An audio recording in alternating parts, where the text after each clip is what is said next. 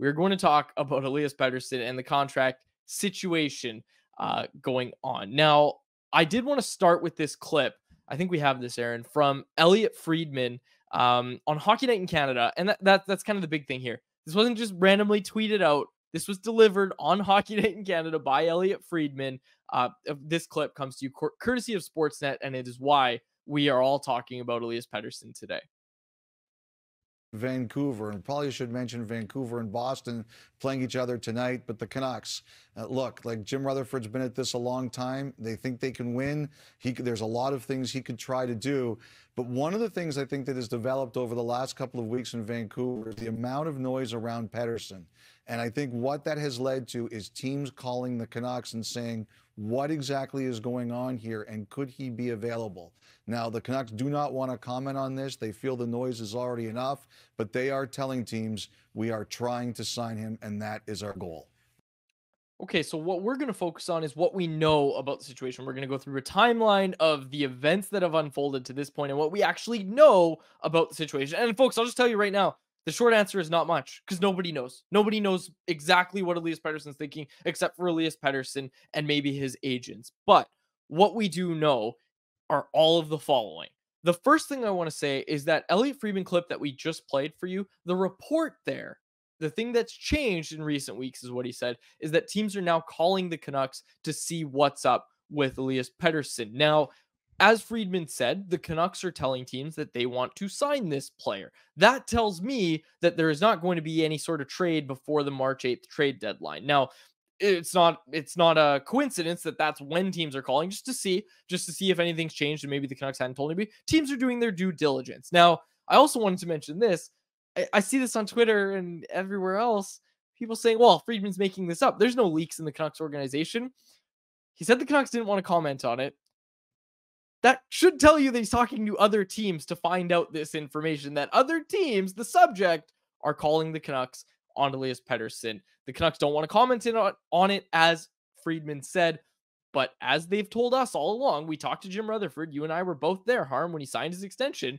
Their desire, the owner spoke up, Francesco Aglini spoke up and said it as well, their desire is to sign the player. Now, what we know is that at the start of the season on that boat in Stockholm, Pettersson was chatting with Friedman and said that he didn't want to negotiate in season, that he just wanted to focus on having a good year. He's doing just that. The team is doing good. And we have known all along, Elias Pettersson wants to win. The team is winning right now.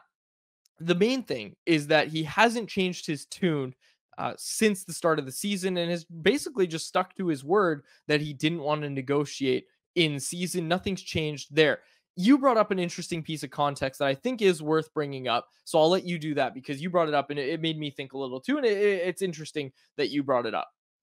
Yeah, so I think I have two main takeaways through this. The first is, as you alluded to, he said since the summer that he wants to wait until the end of the season to address his contract situation. So I don't think now is the time to be freaking out or panicking that he's essentially sticking to his word, because this is what he said he was going to do all along. Now, on the other hand, there is, I think, something to be said about, hey, it would be nice to get a clear message that from him or his camp that says, hey, this is where I want to be and sign long term. Because Austin Matthews and William Nylander, for example, months before their actual contracts were signed, left zero doubt about the fact that they wanted to stay in Toronto. They were publicly gushing about how much they loved it there.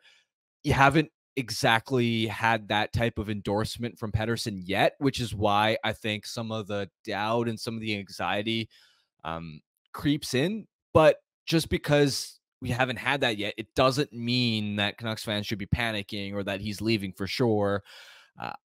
I ultimately come back to this. It's something that you address when the season's over, you figure out.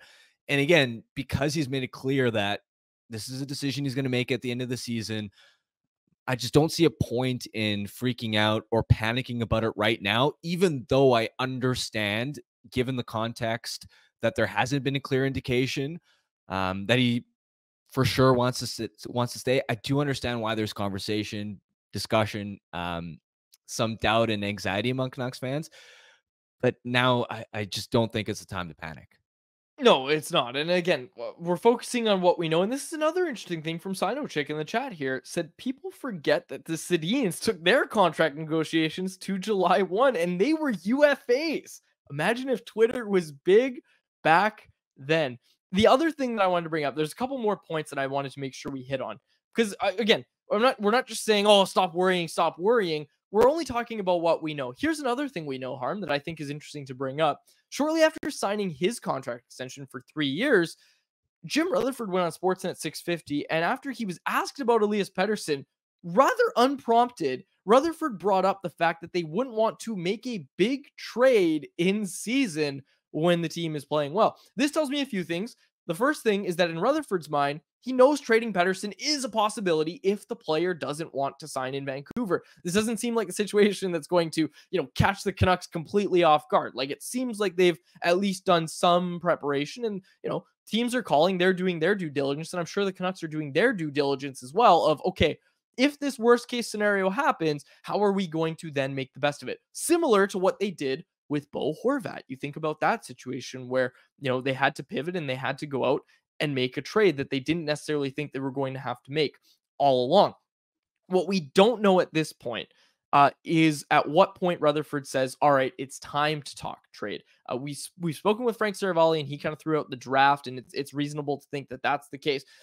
We don't know for sure, though. You wouldn't expect that Jim Rutherford would say, all right, we'll give you a qualifying offer, sign you for 1 year, and then we'll try to move you out. Then you lose a lot of leverage. I doubt the Canucks would go that route, but hey, stranger things have happened. You would think that deadline, though, for them to kind of, say, okay, Elias, you need to make your decision by this point, would then be about the draft, free agency kind of period, because that's obviously when teams want to make their big plans. They want to make their planning, and you have the best chance of getting the best return at that time. All of this means that we can say with a certain degree of confidence, though, that Pettersson won't be traded ahead of this trade deadline. Shocker. All this report, and I want to stress this, was Friedman saying that teams have started calling the Canucks in recent weeks. Is it a bit peculiar that the player doesn't want to negotiate and that this is drawn on this long? Yeah, it is. Alvin even said as much, and that's why teams are calling, to just get a gauge on the situation, because you have to think about it. If you're an opposing general manager, you're looking at the situation and saying, okay, this is a bit weird. You alluded to it earlier. Players in the past have come out and said, yeah, I haven't decided if I want to go short or long term, but I do know that I want to be here. Like, I know this is where I want to be. I'm not going anywhere.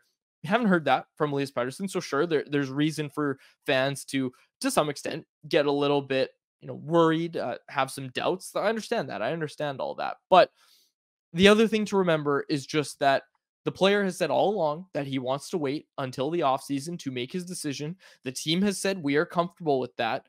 All that has changed is that teams have started calling them and asking, okay, has that changed? And as Friedman said in the report, the answer hasn't changed. The Canucks are telling teams, no, we still want to sign this player. In my mind, none of this is coming from the Canucks. None of this is coming from the Canucks end. This is just, it's a report coming from information from other teams, is what it seems like to me. Yeah, I'm not sure, of course, where it came from, but I think the overall point stands. I mean, the time to really be thinking about this, um, from fans' perspective, is qualifying offers will be due in late June, and then by July 1st, as an RFA, Pettersson would at that point be freely able to discuss with all 31 other teams. And even in that scenario, right, the Canucks will match any offer sheet they get, right? So it's Yep. not as if they're going to get caught off guard by, like, if a team gives Pettersson a 7-year offer sheet, for example, that would be great news for the Canucks, because they could just match that and keep him, right? So, and then even the qualifying offer angle, I mean, yeah, they'll send a qualifying offer if a contract hasn't been done yet, but it's rare for a star player to just take the 1 year deal that walks them straight to free agency.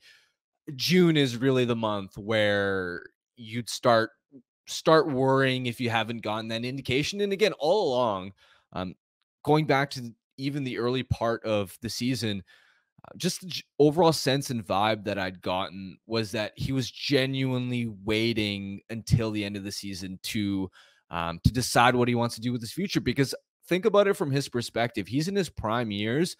this may be the most important contract he signs in his career.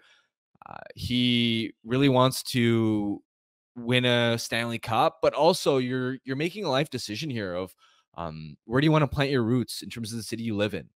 Because also keep in mind, this is the age where, just from a human perspective, players often settle down, they start a family. Like, these are huge decisions, and there's no need to rush thinking about all of those factors when you're in the middle of a season. You're going to have plenty of time in the summer to look at all your options, decide what you want to do once you've gotten as much information as possible as you can about, okay, how comfortable do I feel in Vancouver? How much confidence do I have in not just, okay, we're successful this year, but can we be annual cup contenders?